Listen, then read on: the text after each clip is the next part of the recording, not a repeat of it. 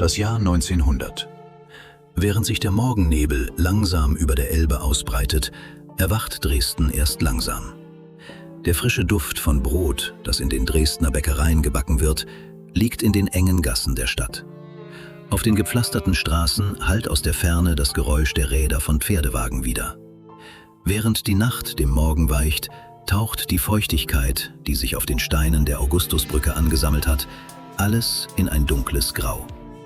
Doch Dresden ist nicht nur erwacht. Als mitten in Europa eine neue Welt entstand, stand Dresden im Zentrum dieser Entwicklung. Auf der einen Seite der Glanz barocker Paläste und die Klänge, die aus der Oper erklangen. Auf der anderen Seite unaufhörlich laufende Maschinen und der Rauch, der aus den Fabriken aufstieg. Und wenn du in diesen frühen Morgenstunden durch diese Stadt gegangen wärst, hättest du Dresden nicht einfach als Stadt gesehen. Du hättest dich ganz und gar gefühlt, als wärst du am letzten Morgen einer ganzen Ära. Lasst uns mit schweren Schritten über die Brücke in die Tiefen der Altstadt schreiten. Auf der rechten Seite liegt der Zwinger. Der Innenhof des Palastes wird in wenigen Stunden überfüllt sein. Kunststudenten, Reisende und wohlhabende Familien. Sie alle werden dem Charme des Palastes erliegen, der im Morgenlicht erstrahlt. Doch für wen wurden diese Paläste erbaut? Der sächsische Kurfürst August der Starke holte zu Beginn des 18. Jahrhunderts italienische Architekten, flämische Bildhauer und Sammlungen chinesischen Porzellans nach Dresden. Sein größtes Ziel war es, die Stadt zur Kulturhauptstadt Europas zu machen. Dieser Plan ging auf. Dresden wurde im Jahr 1900 zu einem der bedeutendsten Musik- und Kunstzentren Europas. Für diesen Prunk musste jedoch ein Preis gezahlt werden. Für den Bau der Paläste wurden Steine herangeschafft. Doch wer trug diese Steine? Die meisten Arbeiter des Zwingers kämpften mit Armut. Mit ihrem Tageslohn konnten sie sich gerade einmal das Brot für den Tag leisten. Und was für ein Brot? Nur Roggenbrot. Da war große Arbeit und große Schönheit. Doch die Schönheit der Stadt überschattete diese Arbeit. Dresden, dieselbe Stadt, doch zwei unterschiedliche Menschen. Zwei Personen gehen nebeneinander über die Brücke. Der Mann rechts ist ein Kaufmann. Mit seinem Pelzmantel versucht er, seine Vornehmheit zur Schau zu stellen. Links hingegen ein junger Lastträger, der eine schwere Holzkiste auf den Schultern trägt, als wäre die Last der Welt noch nicht genug. Die Stadt beschert nicht jedem das gleiche Schicksal. Wenn wir in Richtung Altmarkt gehen, offenbart sich eine ganz andere Seite Dresdens. Die Marktverkäufer bauen ihre Stände auf. Aus den Holzkisten, die sie auf den Boden gestellt haben, steigt der Duft von frischem Gemüse empor. Eine Marktverkäuferin wischt sich mit ihrer Schürze den Schmutz von den Händen, während sie lautstark die Gemüsepreise ausruft. Hier leben Menschen, von denen in den Geschichtsbüchern nichts zu lesen ist. Denk an einen Bäcker, dessen Namen niemand kennt. Er wacht genau 2 Stunden vor Sonnenaufgang auf. Einerseits knetet er den Teig, andererseits schürt er das Feuer.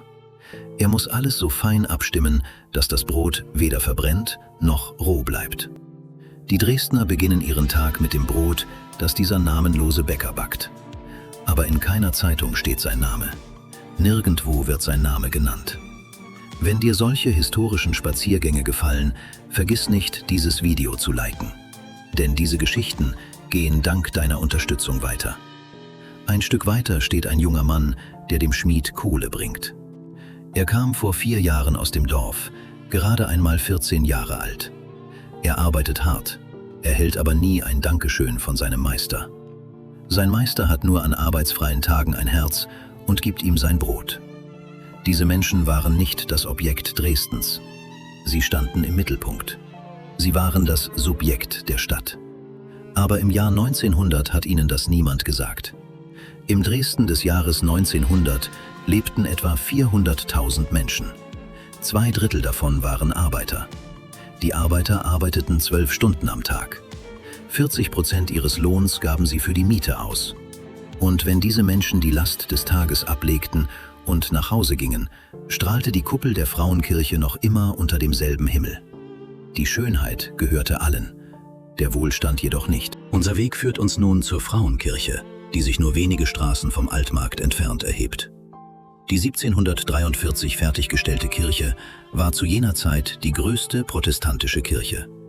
Die Geräusche aus dem Inneren deuten darauf hin, dass der Morgengottesdienst gerade begonnen hat. Das Licht der Kerzen, das sich auf den Steinsäulen spiegelt, verwandelt sich in sanfte Schatten.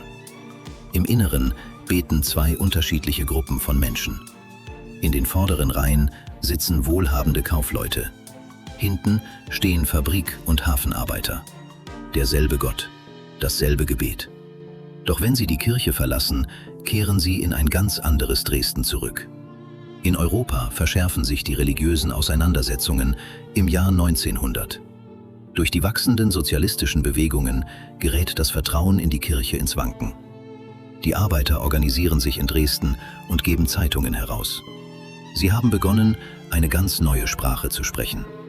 Was würde geschehen, wenn diese Sprache gegen die Mauern des Palastes prallte? Das wusste im Jahr 1900 noch niemand. Doch die Kuppel der Frauenkirche barg sowohl die Frage als auch die Antwort in sich. Denn die Steine dieser Kirche sollten in einer dunklen Nacht des Jahres 1945 zu Asche werden. Genau 50 Jahre lang würde sie so bleiben. Einerseits würde sie zur Schande Deutschlands werden, andererseits zum Symbol des Widerstands. Doch an diesem Morgen war es noch lange nicht so weit. Während wir uns langsam in Richtung der Vororte der Stadt bewegen, verändert sich die Atmosphäre. Das Brummen der Maschinen und der Rauch, der aus den Schornsteinen aufsteigt, werden immer deutlicher. Zu Schichtbeginn stehen die Arbeiter Schlange, um hineinzukommen.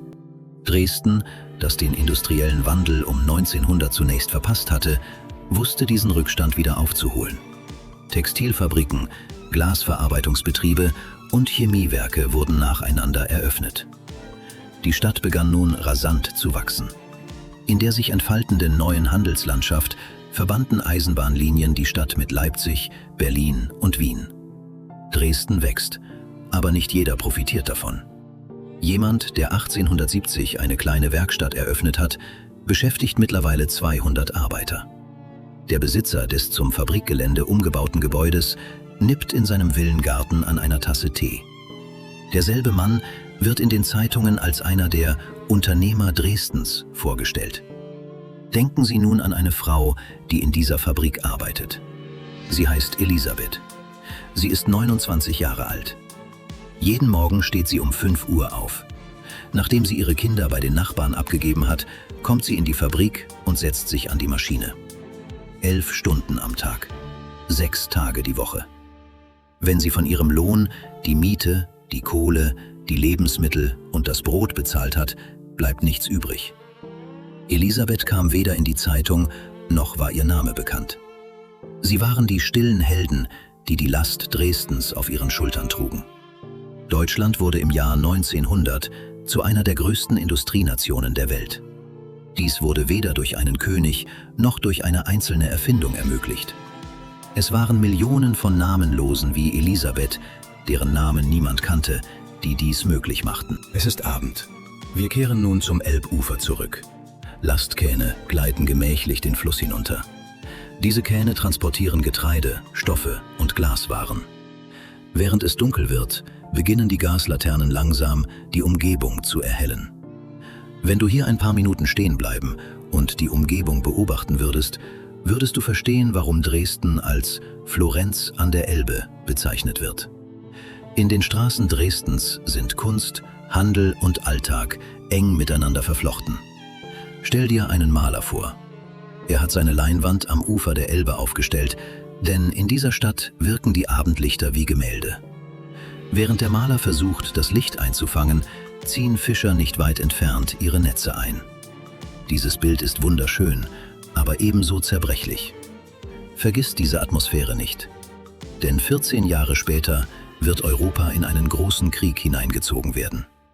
Über diese Brücke, auf der sich die Fischer versammeln, werden Soldaten marschieren. Von diesem Kai aus werden Schiffe auslaufen, voll beladen mit Munition. Die Menschen, die wir hier gerade sehen, werden vielleicht nie wieder hierher zurückkehren. Dresden steht im Jahr 1900 kurz vor einem großen Umbruch. Aber die Elbe fließt weiter. Niemand ahnt etwas davon. Wenn wir heute nach Dresden blicken, fallen uns als erstes die Steingebäude und die großen Plätze ins Auge. Die Frauenkirche steht wieder. Die 1994 begonnene Restaurierung wurde 2005 abgeschlossen.